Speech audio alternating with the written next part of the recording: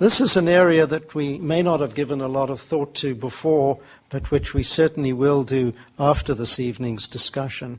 And the book, most of it, although I won't promise every page, Professor Kellman, I'm going to ask you to start by explaining to us a little bit about the term that you're using, bioviolence, about what you really see as bioviolence and its relation to terrorism, why it's important now, and why is it becoming even more critical, and what can we do about it, which of course are the themes of your book. So I'll hand it over to you. Thank you. Okay. Whichever you prefer. If you'd like to stand here, that'll be... Well, good evening, and thank you all. I'm flattered by this crowd, and I hope it's worthwhile. I feel just a little bit guilty because you fed me and you've treated me so nicely, and the hospitality has been wonderful. And quite frankly, I'm not going to return the favor. This is a despicable subject to talk about. This is about the worst thing that human beings can do to each other, the intentional infliction of disease, and not on a single basis, for however horrific that might be, but on a mass scale to achieve some sort of distorted sense of political objective. This is not a happy field, and I talk about it, and I'm happy to talk. Not happy, but I'm honored to talk about it this evening, because quite frankly, I think it's one of the largest strategic threats that we face, and it's a strategic threat that has very unique characteristics to it, and most important for us to talk about this evening, it's a strategic threat that, quite frankly, our leaders are not doing a very good job of addressing. And whatever political party you are of, that statement applies. This is not just a criticism of Bush or a criticism of this person or that person. It is systemic. And I think it's important to try to understand why. But first I want to begin to address your question.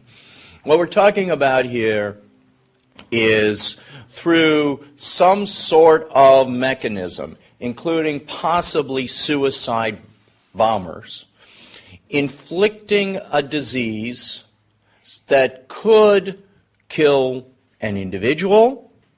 That's really, biomurder is possible, but quite frankly, guns are better for that. But up to, and here the numbers get very, very speculative. What could be done with a well-designed bio attack? Some people use numbers in the area of 50 million or 100 million people worldwide. Quite frankly, we have no real idea. These numbers are pure speculation. What we do know is that the anthrax attacks in 2001 killed 5 people. Now, I don't mean to be cynical or in any sense. It's a tragedy for the families.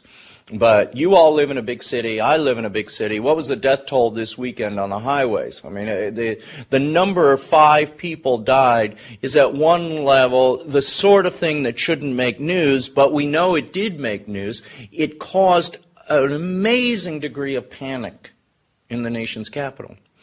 We talk about SARS. SARS killed very few people worldwide, but impacted the aviation industry and the tourism industry, and I'm told that the tourism industry in Toronto has still not recovered from SARS. The tuberculosis traveler this summer, who realistically did not pose any significant threat whatsoever, but front pages of the newspaper, panic. We are hardwired to be frightened of disease. We have evolved as species who are terrified of disease. Now let's for a minute transform this room to the other side of the world with a very different group of people, but let's think like bin Laden for a minute. And I use bin Laden as an example here, but to be honest with you, I'm more worried about the terrorist whose name I don't know. But let's just use bin Laden for a moment, okay? The reality is terrorism today is the stock of terrorism is pretty low. It's really not doing very well. Realistically, no one is not going to the playoffs this week, baseball playoffs or football games this weekend because of terrorism. Our government, we may criticize our government for this policy and that policy, but nobody doubts for a moment our government's ability to govern. International negotiations go on, blah, blah, blah, blah, blah, blah. Life goes on quite nicely. Terrorism really has not thrown us off our game at all. It really didn't throw us off our game on September 11th. We all were angry. We all had a response, of course. But Western or industrialized nation life went on very nicely. If you're a terrorist, you got to realize they're losing. Now, if we were in that position, we might say, hey, the hell with this. We're going to go home. Okay? But, of course, that's not how they think. So my proposition to you is if you know that you're not being successful with guns and explosives, a stupid person could continue to use guns and explosives. But give them just a little bit of credit. They can figure this out. And are they likely to raise the stakes?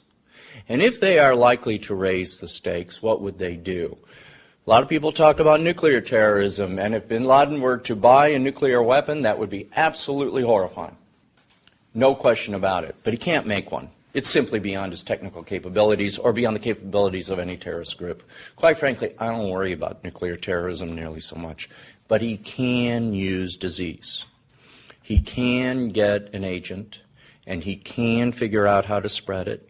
He can carry it anywhere in the world, absolutely without detection. He could spread it.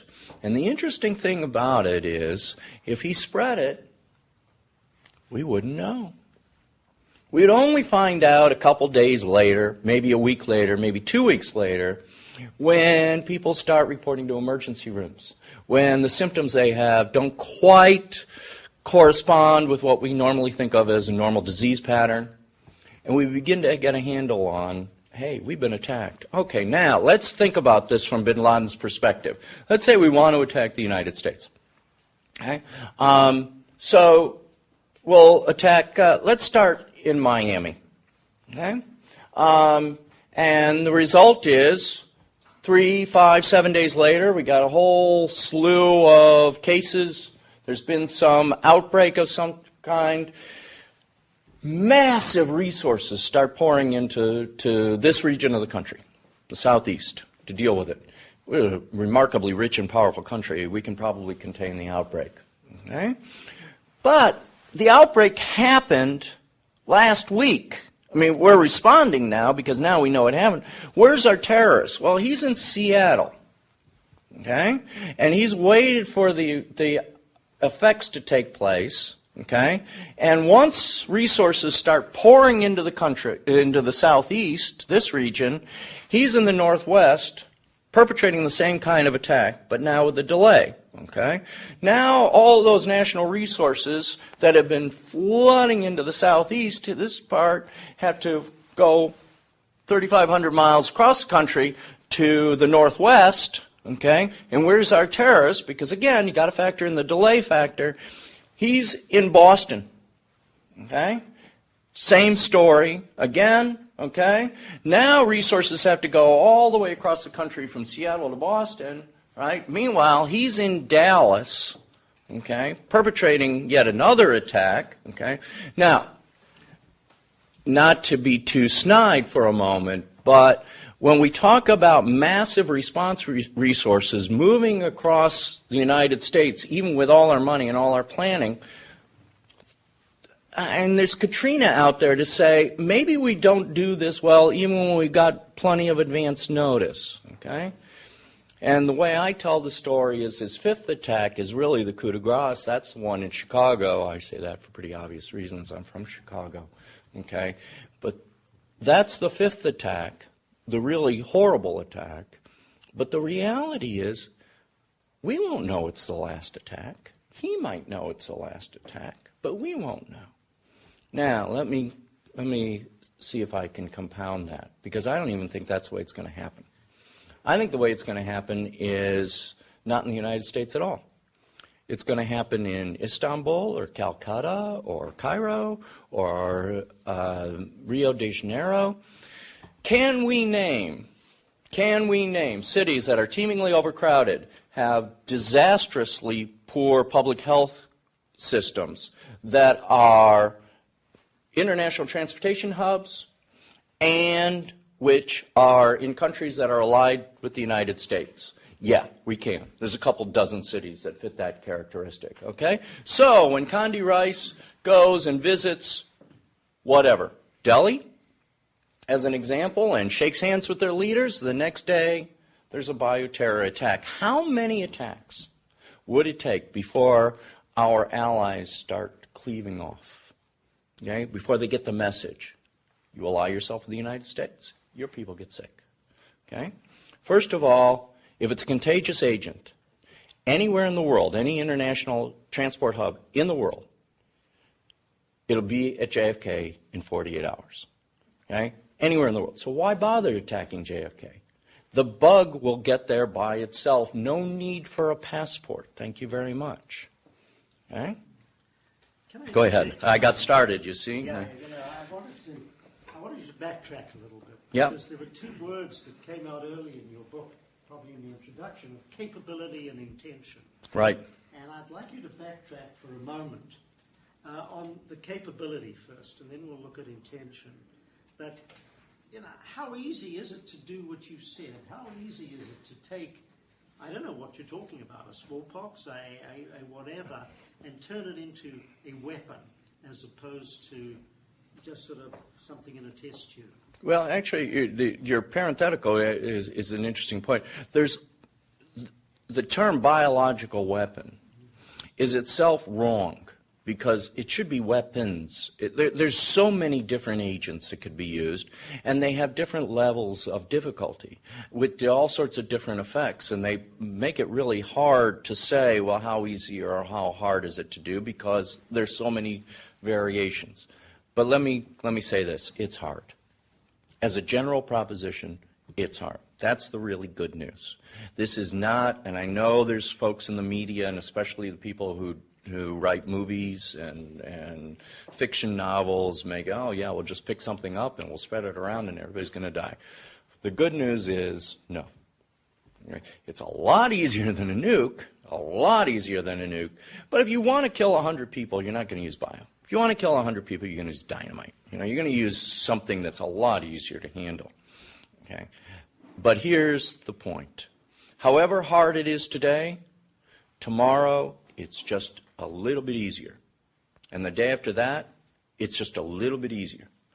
The technology is advancing at a rate that is absolutely unprecedented in human history.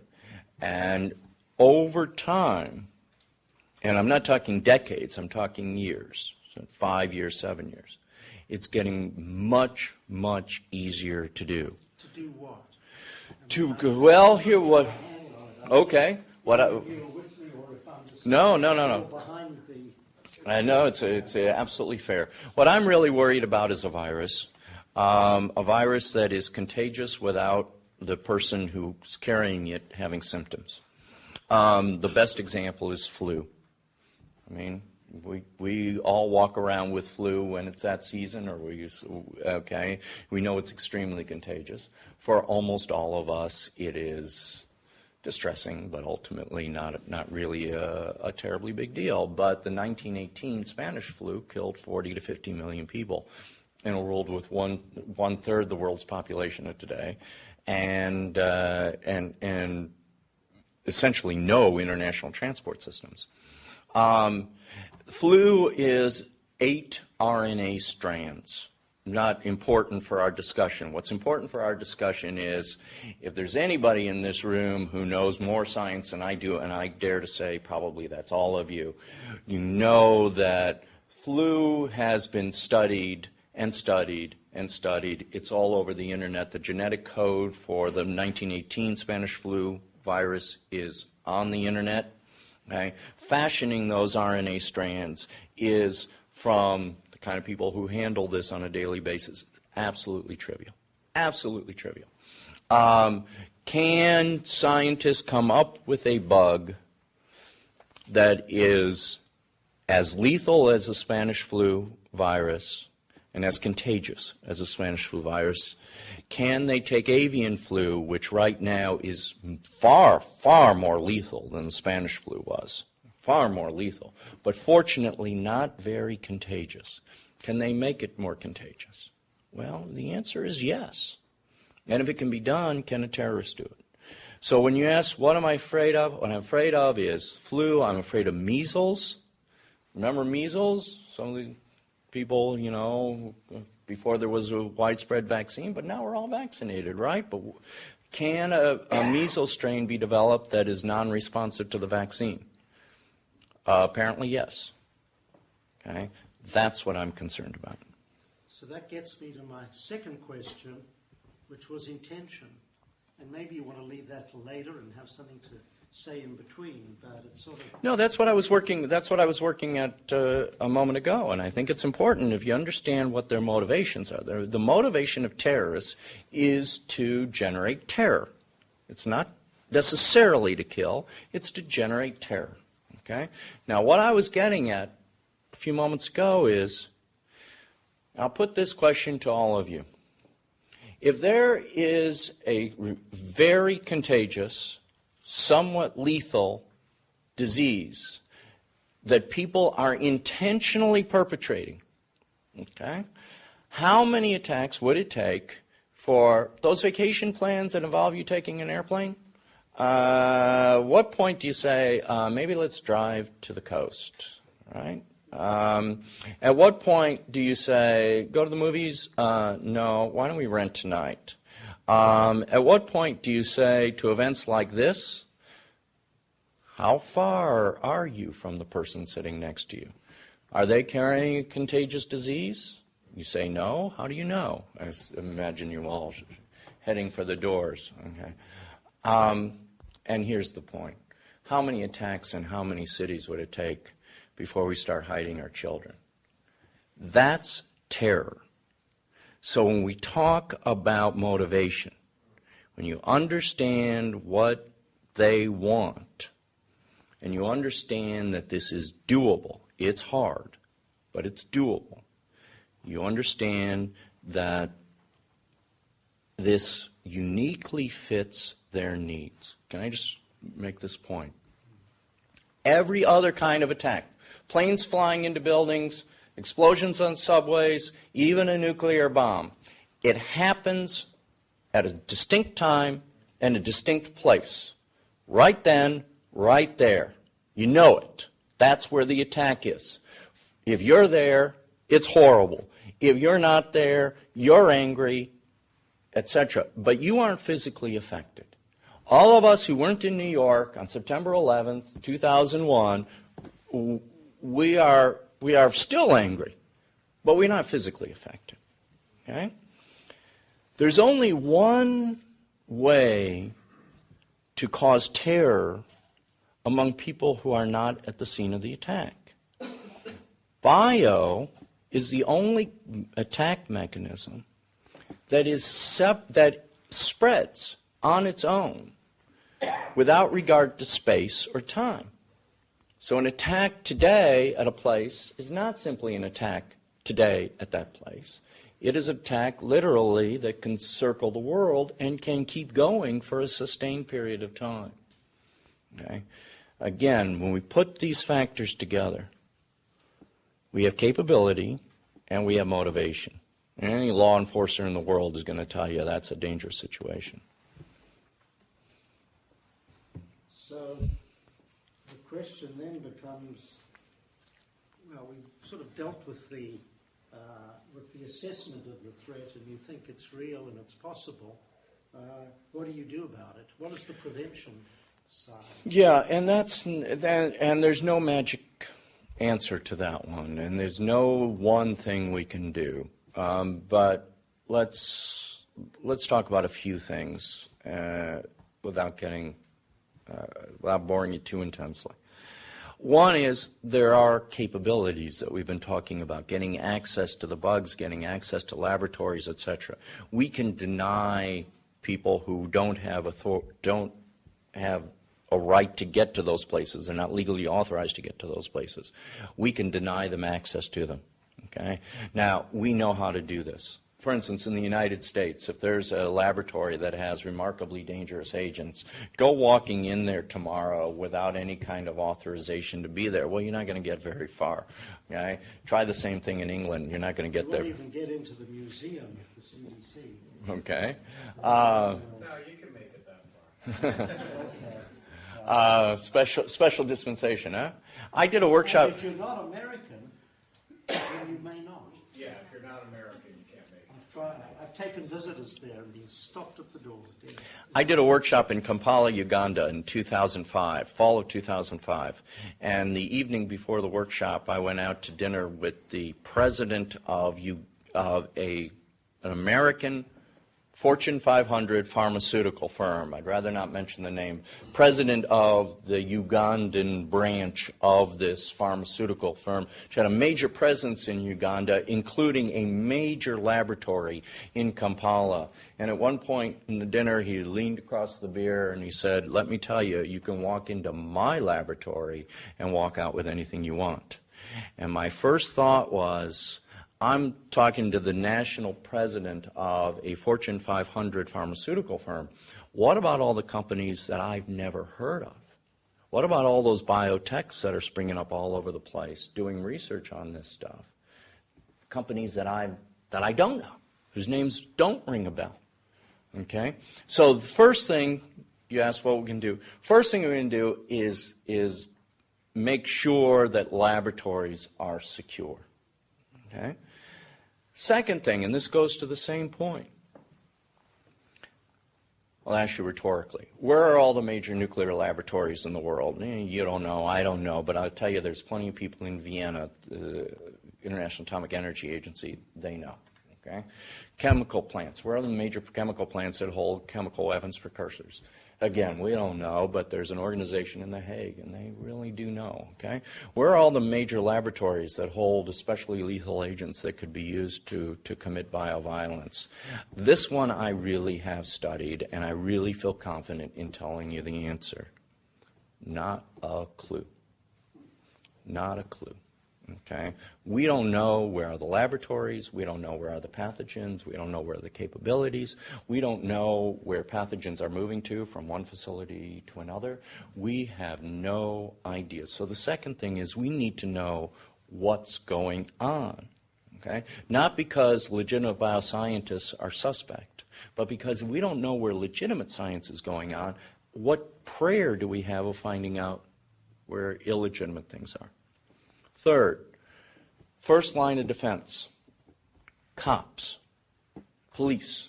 They're the ones on the ground who see something suspicious. Okay?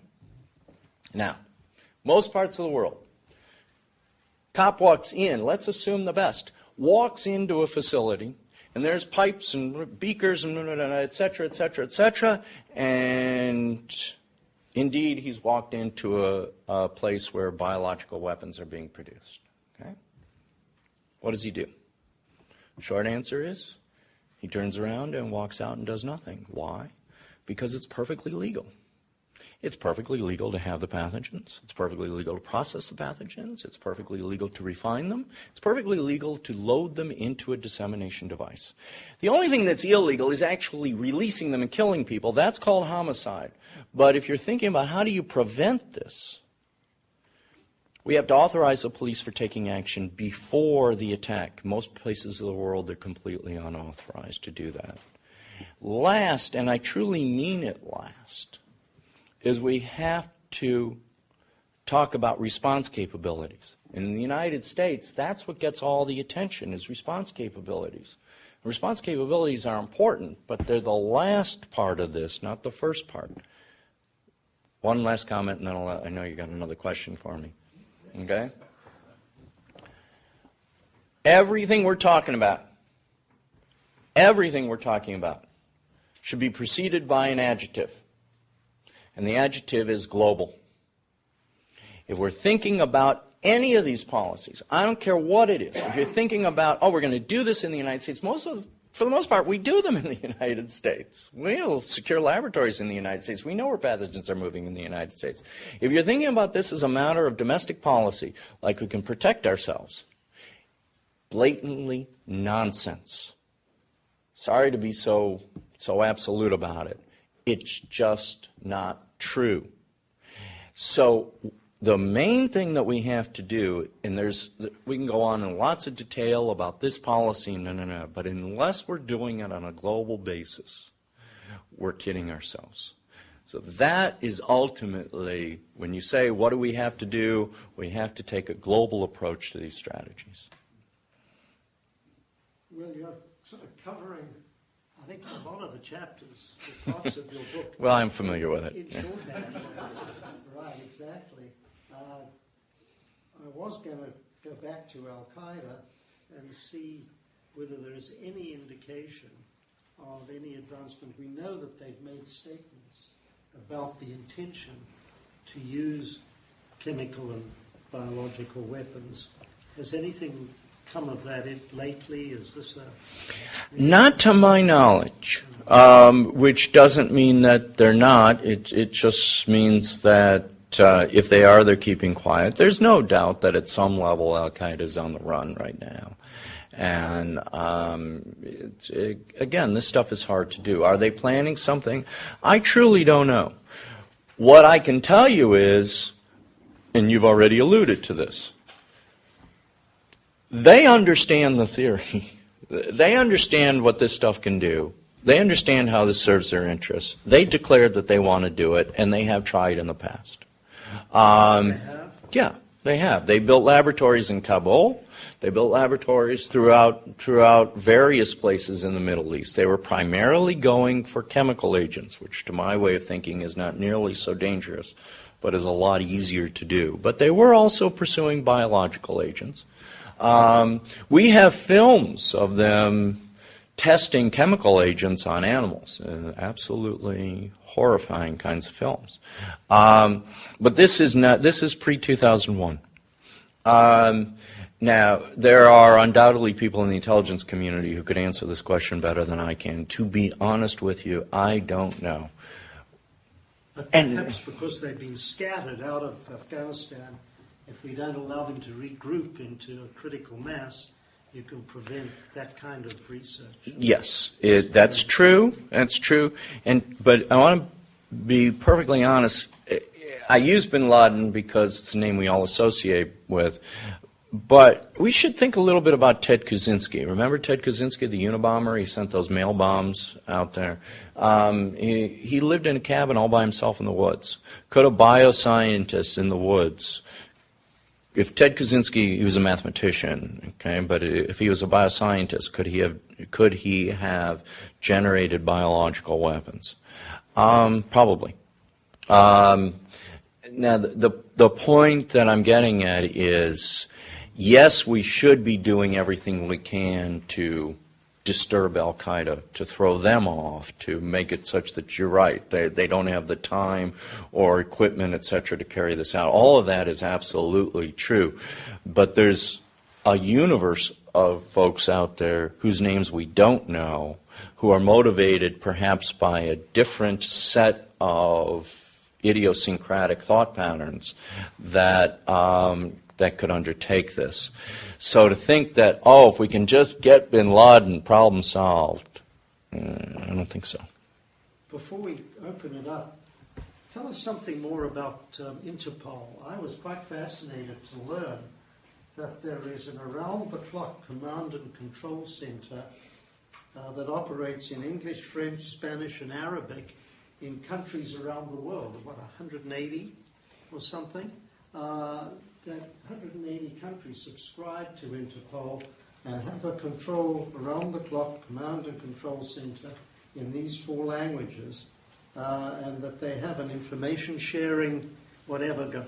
Tell us a little more about this. Well, first of all, that's Interpol generally. That's for everything that Interpol does. Yeah. So whether we're talking passport fraud or counterfeiting or trafficking or drugs or whatever it is. So those capabilities are very real, but they're not just about bio. But what Interpol has done and what no other international organization has done is said this is a real threat and we need to train police, we need to give them the legal authorization that they need, and we need to highlight attention to this problem. And with a remarkably meager amount of money, they have initiated a global campaign. And what's interesting about it is it's the only global campaign. It's not like they're one of, okay? It's the only global effort in this regard. And it's doing great work. And it's trying to set up a system so that when a cop in Romania gets some sense that there's a problem, he's got some place to call. Because right now, if our police officer comes across something that's suspicious, he's got nowhere to go with it. Okay, there's no way to do anything with it. That's what Interpol is trying to solve.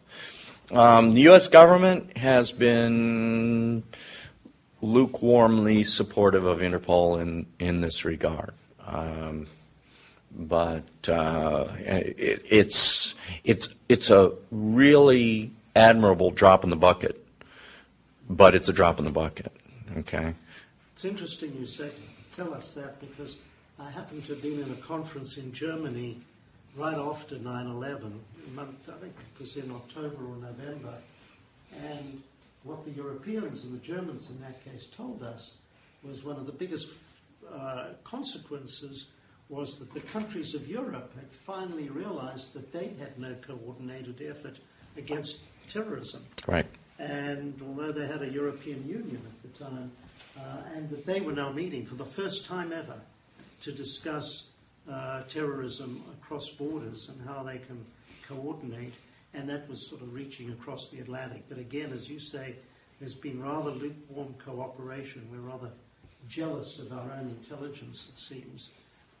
But still, hopefully it won't take an attack to generate that kind of cooperation.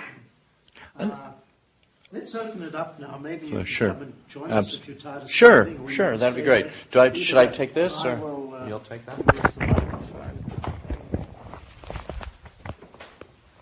Yeah. I was over at Georgia Tech last year, and an ambassador from one of the former Soviet republics stated in Iraq, before we went into Iraq, the Russians took out a lot of weapons of mass destruction, either to Syria or north. And this is from an ambassador from the former Soviet republic. And I've read that in some other article somewhere, but I don't know where it was. What's your opinion? Can you repeat what the question is? Why hasn't that been public? Did that happen? If I can repeat the question, I hope I get it right, but that you heard from an ambassador, a Russian ambassador. Well, no, let's say Hungary. Okay, that weapons of mass destruction were moved out of Iraq before our military engagement in Iraq. The short answer that I can give you is not going to be very satisfying. I don't know much more than anybody else does, and what I know is these rumors abound. Doesn't mean they're false. Doesn't mean they're true. It just means there's a lot of them. What I can tell you is we live in a world with remarkably dangerous weapons, and there isn't any way to check those rumors out. Okay, that's what scares me. Okay, maybe they're phony, maybe they're made up again by sci-fi writers. Okay, that would be the good news. Maybe they're entirely true. I simply can't tell you. I don't know. But what I do know is that's where the discussion has to end. Because, in fact, there's no way to check out any of these concerns. And I posit to you, that in a world where bin Laden or in his day Saddam Hussein or Assad or any of these guys worked thinks about weapons of mass destruction and isn't bothered by borders at all, for us to be bantying rumors back and forth is kind of silly at one level, right? I mean, we're not dealing with the threat in its magnitude. Yeah, go ahead. Mike, you said earlier that it's not illegal, if I understood what you were saying, not illegal to create or make or manufacture biological weapons. Then what is the Biological Weapons Convention and the treaty intended to do?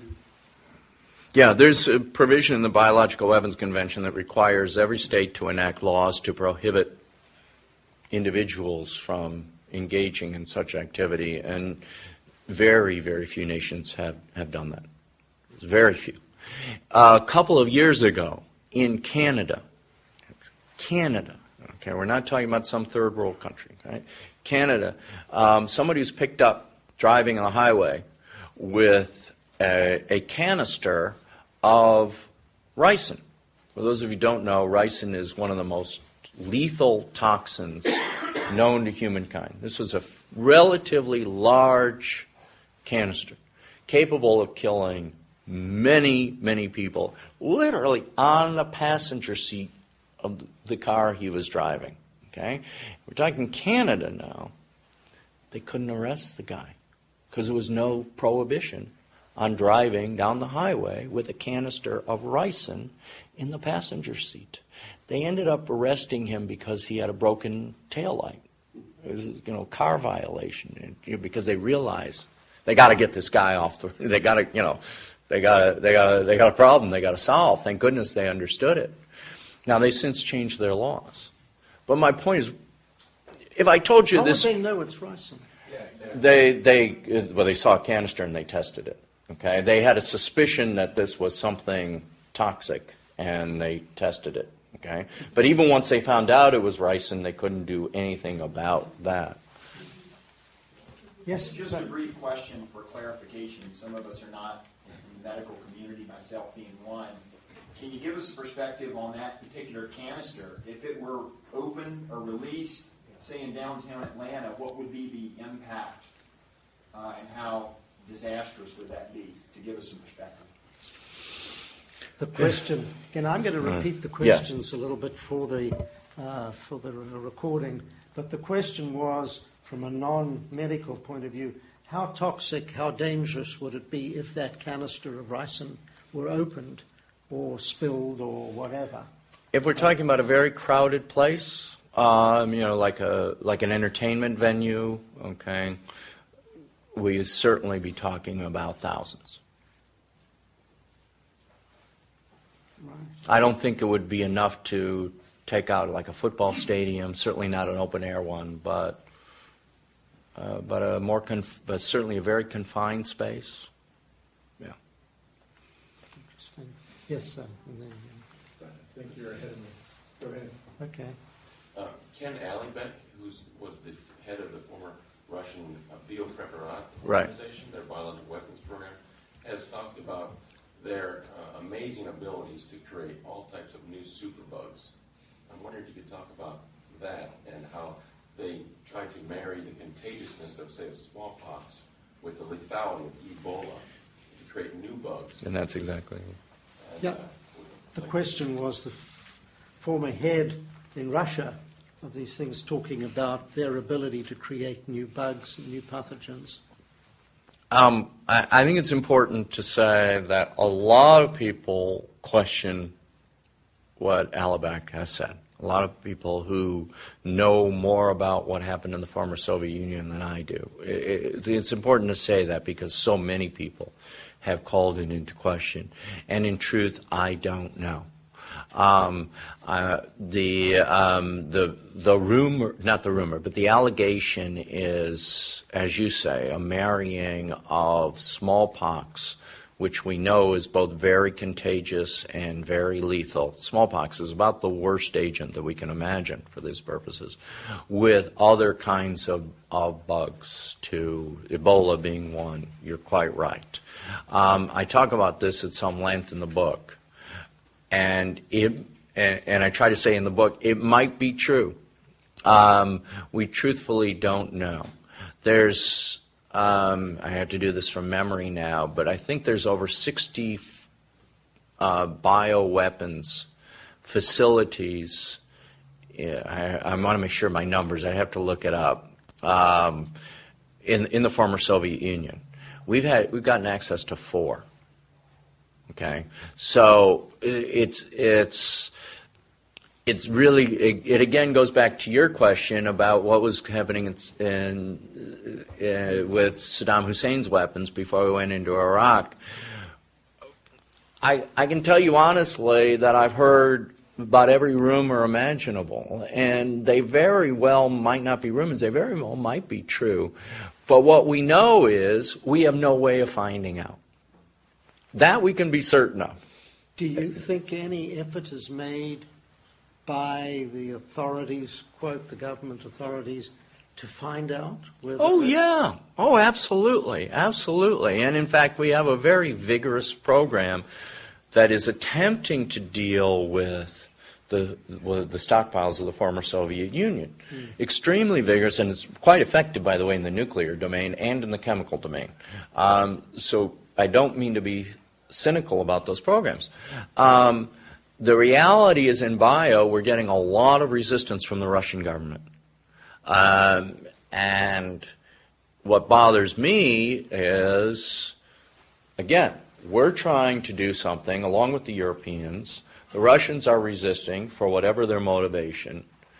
And again, that's the end. There's no way to, we're trying, they're resisting, there's negotiations, goes on for years, and there's really very little to confirm or to move the process forward.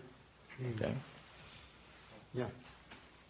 HIV used to be thought to be almost uniformly lethal. I think that's changed some, but is that something that bioterrorists might be interested in or even have utilized in the past to achieve their goals? Yeah, the question relates to the use of HIV, which used to be lethal, now is no longer quite as lethal. But is this something terrorists could or have tried to use? No. The short answer, no. It's far too difficult to transmit. I mean, it's simply not an effective agent for these purposes. Not in Iran anymore. No comment. Yes. Right at the back, sir, yes. Yeah, I've got a question with regard, you talked about the transportation system, if you will, as a transmission mode for disease and bioterrorism. But I'd submit that the industrial and municipal infrastructure here in the United States is extremely vulnerable. I mean, the difficulty we have going through the gates at Hartsfield is one thing, but if any one of us wanted to go and dump a chemical agent into the water supply here in Atlanta, we would have too much trouble doing that. Yeah, the question was not so much about the vulnerability of the transportation system, but of the municipal and other infrastructure, such as water and other forms for transmitting these pathogens. Well, I have a couple of comments. One is there's a recent poll that shows that most Americans think that our greatest area of vulnerability is poisoning, whether chemical or bio, of water. And I think I can make you take one fear away a little bit. Spreading either chemicals or biological agents through water is extremely difficult, both because of filtration processes and just dilution. And probably of all the means of attack, the one you should worry about least is poisoning of the water system. Okay. Now, if you happen to be in a rural area drinking well water, yeah, you might be vulnerable, but in terms of mass attack, not very likely. But the broader answer to your question. That's not a promotion of bottled water. No. It'd be easier to commit a mass attack by poisoning bottled water than by tap water. But both are not very realistic. But to the broader answer to your question is, if somebody wants to do a lot of damage to the city of Atlanta and kill a couple hundred people and really, wage an attack in Atlanta, there's a whole lot easier ways to do it than bio. Blow up the transportation system, the electrical system. You can do it with dynamite. There's really no reason to be thinking about bio if that's what you want to do. So you're right, we are vulnerable, and we're vulnerable in ways that are a lot easier than this kind of stuff I talk about. The difference is, as horrible as it would be, we'd fix it back up, life would go on, okay? You really can't think of a way to do that such that it would be truly a mass catastrophe. My premise here is, I think there's some folks out there who want to commit a mass catastrophe. This gentleman I know has had his hand up for a long time. If a group or country release some biological agent to kill people, how would they prevent it from killing themselves or their constituency? If it's that contagious, they probably wouldn't. And that's one reason why I don't worry very much about an established state. Pick your favorite enemy. I don't think that they're going to release a biological agent for that exact reason. Also, the international consequences of doing that. We can trace these things back to, or at least we think we can.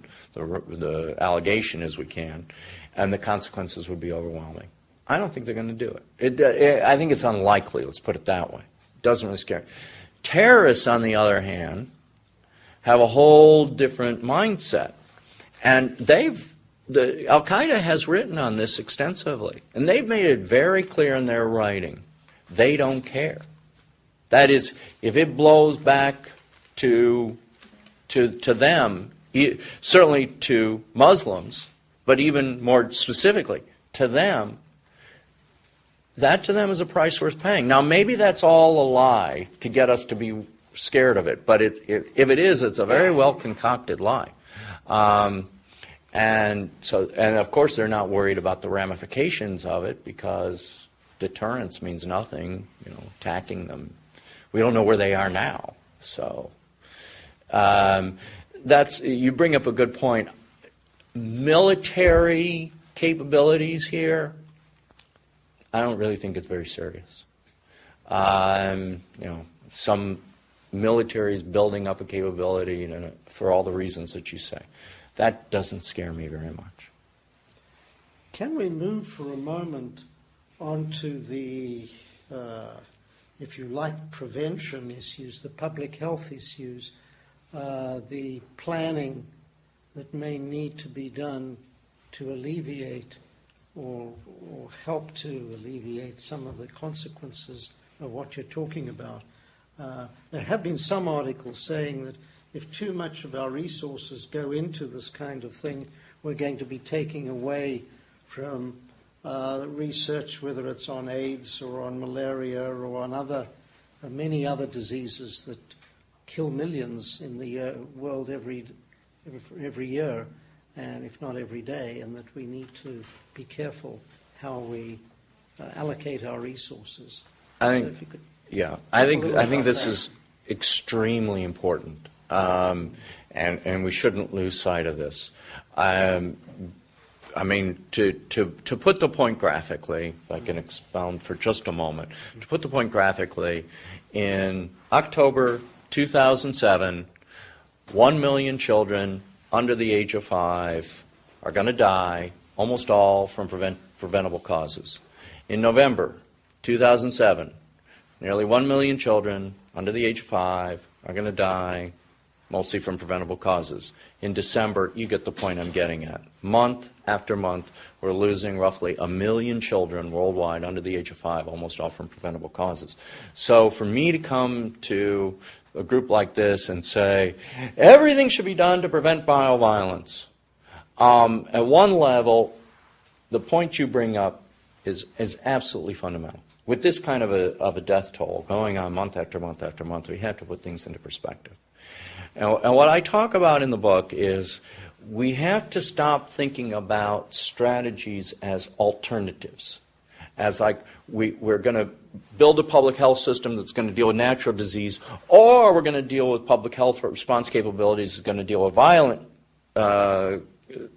threats of violence, and if we do one, we're taking dollars away from the other. I just think that's the wrong way to think about it. We talk about science and the capabilities to come up with cures for disease. I don't think we should be pouring billions, as we are, into a very few disease agents, which, quite frankly, bin Laden's not going to use once we come up with the kinds of vaccines and cures for it. He's going to use something else, okay, and ignore the kinds of diseases that are taking a regular death toll. But what we should be doing is thinking about how do we advance the progress of science globally to come up with a full scope, if you will, defensive capability.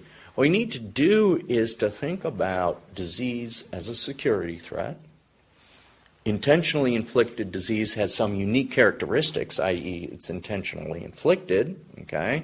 And then how do we build a security strategy that is broad-based enough to address all these threats? I said, and I'll say it again, we have to think about this as a global problem. Well, there's no way we're going to engage 85% of the world if we say, oh yeah, bioviolence, yeah, you guys have to sign on to a whole elaborate strategy that we're going to devise to deal with bioviolence.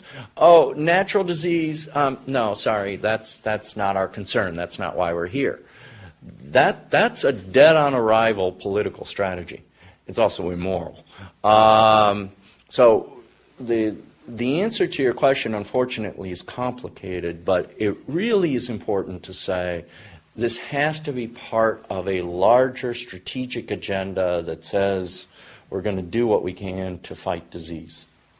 Yeah, it struck me, I mean, you talked about the huge complexity of cooperation that's needed to put up whether it's a sort of civic health system or whatever, because you need the law enforcement, you need the military, you need the health professionals, you need, transportation people. You just need a whole range of actors coordinated and working together to be effective.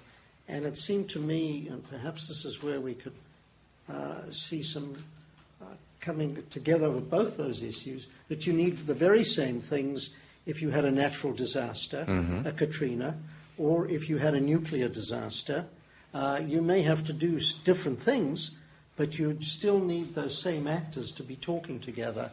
And from all we know about our systems, that actually doesn't happen and won't happen as it stands now. Or am I wrong? No, I think you're exactly right. And I think that that's something that a group like this that is inherently interested in international affairs should really be focusing on. Because we've got technology systems that are just racing, and level of change is just amazing, and that's a great thing. That's something we should welcome. And we've got transportation systems that carry everybody everywhere in an instant, and we've got communication systems that are obviously instantaneous globally. We have governance systems that are based on a model coming from Peace of Westphalia in 1648. But Mac doesn't talk to a PC. Well, so, I can't deal with every problem. But we've got allocation of authority that is just, for all intents and purposes, way back in a different era. And so you raised two really important points about coordination. One, we have to have coordination internationally. The other point is we have to have coordination transsectorally. Police, doctors, et cetera, et cetera. We're just not set up to do this. And the problem is that we're going to recognize the need to do this the moment after an attack, and that will be the absolute worst time to think about how do we get our act together. I think John? Assess Atlanta's own CDC. I'm not sure I'm really capable of doing that. We have someone here, so you don't need to answer.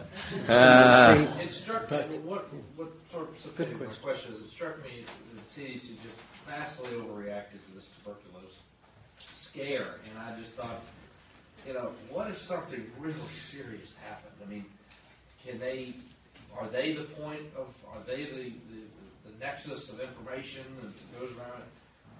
Aren't they supposed to be? I mean, isn't this their bailiwick? I think response is. Not prevention, but I think response is. My view of CDC is that they are tasked with doing things for which they are both underfunded and probably incapable of on a global basis. Now, whether there are particular responses to particular things that have happened that I might look back on and say, why didn't you do it this way? I mean, we can always carp. We can always say, hey, no. And I don't really feel I'm in a position to do that with any wisdom at all. I really wish, whatever its flaws, that World Health Organization was to the world what CDC is to the United States. That'd make me feel a whole lot better, okay? So I actually think that, again, we can carp, but the public health system we have in this country is by anyone's standard outside of this country, it's just remarkably impressive. So the question to me is, how do we globalize it with whatever flaws it may have? I don't know if I've answered your question. Interestingly, we had some contact and put in contact the German government with CDC, because the Germans sort of learnt about CDC at, again, some conferences we were doing, and they don't have a national center for disease control in Germany, and they didn't have.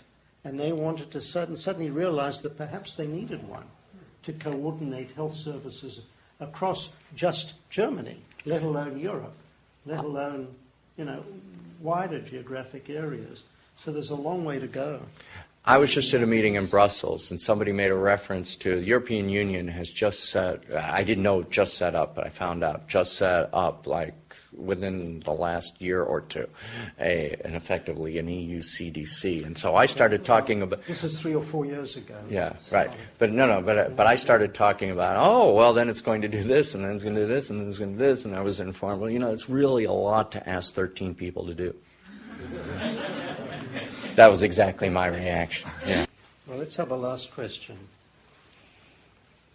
I got the feeling you're downplaying the threat of waterborne biological agents. But I could be wrong, but I seem to recall a study out of Stanford where a small amount of botulinum toxin in the milk supply. In the milk supply, right. Hundreds of thousands of children. Yeah. Did you comment on that? Yeah, it's a very famous study, and that's also been widely challenged by lots of people in the scientific community, which doesn't mean it's false, it just means it's been challenged. Milk supply and food supply are a whole lot different, because there you have a concentrated resource that is, now the milk is pasteurized, and that's going to kill off a lot of it, but at least according to the Stanford study that you talk about, there's going to be so much of it that even if you knock out 99% of it, the 1% is still going to kill an enormous number of children.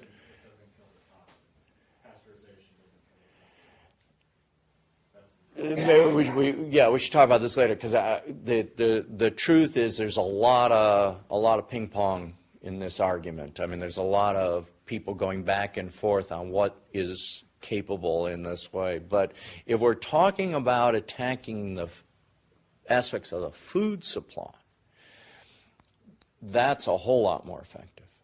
That's a whole lot more effective, I would argue, than the water supply, where the dilution factor is enormous.